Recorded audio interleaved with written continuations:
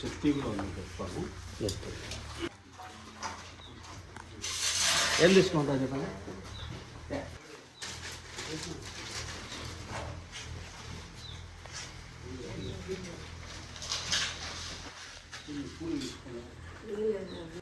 కానీ ఇక్కడ కామెకి పూరి వేయాలి. పూరి వేయాలి కామెకి పూరి పూరి తీస్తా.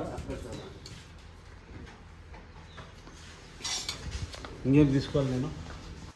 ఈ ప్రపంచంలో ఎంత ధనవంతుడైనా ఆకలి తీర్చుకోవాలంటే ఆహారాన్నే తింటాడు. అందుకే కడుపు ఆకలి అని వచ్చిన మా ఇంటికి మా తల్లిగారు ఆండాలమ్మ గారు, మా తండ్రి గారు కీర్తిశేషుడు కృష్ణమాచార్య గారు మా గ్రామం దువ్వూరు గ్రామంలోకి వచ్చిన ఎవరికైనా సరే వాళ్ళ కడుపు నింపి ఆకలి తీర్చకుండా పంపించిన సందర్భాలు లేవు. మేము 9 మంది కొడుకులము, ఒక కూతురు. వంశపారంపర్యంగా మాకు మా తల్లిదండ్రి నేర్పిన సంస్కారం వల్ల మేము కూడా మా వంతు సహకారంగా ఈ సమాజంలో ఆకలిని సమాజం కోసం మా 9 మంది అన్నదమ్ములము ఒకే మైండ్ సెట్తో ఉన్నాము. కాబట్టి ఈ సందర్భంగా ఈరోజు కారుణ్య వృద్ధాశ్రమాన్ని స్థాపించిన అనుష గారు ఎంతో సేవ చేస్తున్నారు. ఈ కారుణ్య వృద్ధాశ్రమంకు మేము కృతజ్ఞత తెలుపుకుంటున్నాము.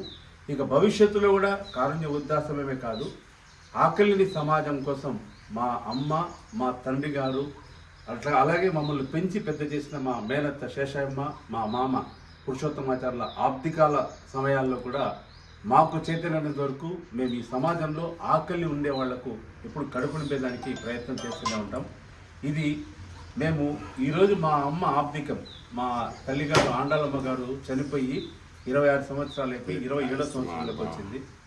కాబట్టి ఈరోజు అందుకే ఆమె ఆబ్దికం సందర్భంగా ఈరోజు మేము ఇక్కడ కారుణ్య వృద్ధాశ్రమం అనుష గారికి ఫోన్ చేయగానే సరే రండి సార్ 24 మంది ఉన్నారని మేము వచ్చాము. ఇది ఎందుకు చెప్తున్నామంటే మంచిది సార్, అటు ప్రభుత్వం కానీ ఇటు ప్రజల్లో కానీ వదాన్యత ఉంటేనే ఆకలిని సమాజాన్ని నిర్మిస్తాం మనం అందరం కూడా. కాబట్టి మీ అందరూ కడుపు నిండా తినండి. మా అమ్మ ఆబ్దికం, మా అమ్మ ఆత్మశాంతి కలగాలని మీరు కూడా ప్రార్థించండి. మా అమ్మ కోసమని కాదు, లోక కళ్యాణం కోసం ప్రార్థించండి. అందరూ బాగుండాలి, అందులో అందరూ ఉండాలి. ఇది మీ అందరి కోసం ఈరోజు మా అమ్మ ఆబ్దికం కీర్తిశేషులు మచ్చ ఆండాలమ్మ గారి ఆబ్దికం రోజు మేము సమర్పిస్తున్నటువంటి ఒక చిన్న ఒక దానం అనుకోవచ్చు మేము. ధన్యవాదాలు.